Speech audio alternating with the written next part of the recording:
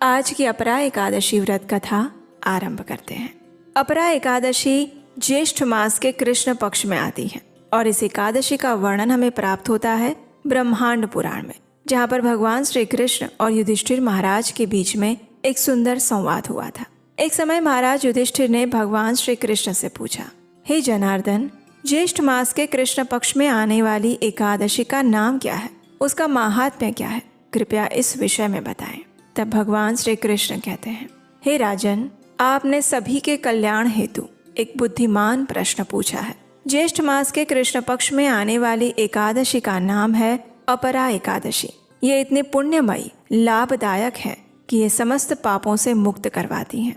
अपरा एकादशी जघन्य पाप जैसे कि ब्राह्मण हत्या, गौ हत्या, गर्भपात द्वारा भ्रूण हत्या, दूसरों की निंदा करना, अवैध संग, झूठ बोलना, झूठी गवाही देना, अभिमान दिखाना, धन के लिए वेद अध्ययन करना और करवाना, स्वयं अपने मन घड़ंत शास्त्र बनाना, ऐसे ऐसे जघन्य पापों से भी ये एकादशी मुक्त कर सकती हैं। एक विश्वासघाती, ठग, ज्योतिष और धोखेबाज वैद्य भी झूठी गवाही देने वाले के समान ही पापी माने गए हैं। अपरा एकादशी का व्रत करने से इन सभी पापों से भी मुक्ति मिल सकती है। कहते हैं कि युद्ध भूमि से भागने वाले क्षत्रिय को अपने कर्तव्य से पतित होने के कारण नरक में जाना पड़ता है, लेकिन अगर ऐसा व्यक्ति भी श्रद्धा पूर्वक इस एकादशी व्रत का पालन करता है तो वो भी मुक्ति प्राप्त कर सकता है। जो भी शिष्य अपने आध्यात्मिक गुरु से ज्ञान प्राप्त करने के बाद उनकी निंदा करता है, वो निश्चित रूप से महान पाप अर्जित करता है।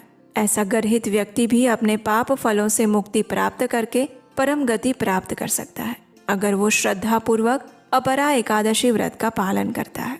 अपरा एकादशी इतनी महान है कि पवित्र तीर्थों की यात्रा, पवित्र नदियों में स्नान, दान आदि द्वारा जो प्राप्त पुण्य फल होते हैं, वो सब भी अपरा एकादशी व्रत का पालन करने से सरलता से मिल जाते हैं। ये पाप फलों के वृक्ष को काटने के लिए एक तीक्ष्ण कुल्हाड़ी के समान और पापों के ईंधन को जलाकर राख करने वाले दावानल के समान मानी गई एकादशी है। ये एकादशी अज्ञान द्वारा उत्पन्न अंधकार को समाप्त कर देती है और उज्जवल सूर्य के समान बताई गई है।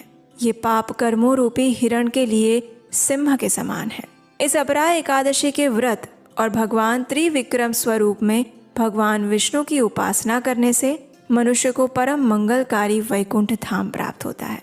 जो भी मनुष्य पूर्ण श्रद्धा और निष्ठा के साथ इस एकादशी के महात्म्य का श्रवण भी करता है या फिर उसको पढ़ता है, तो वो भी समस्त पापों से मुक्त हो जाता है।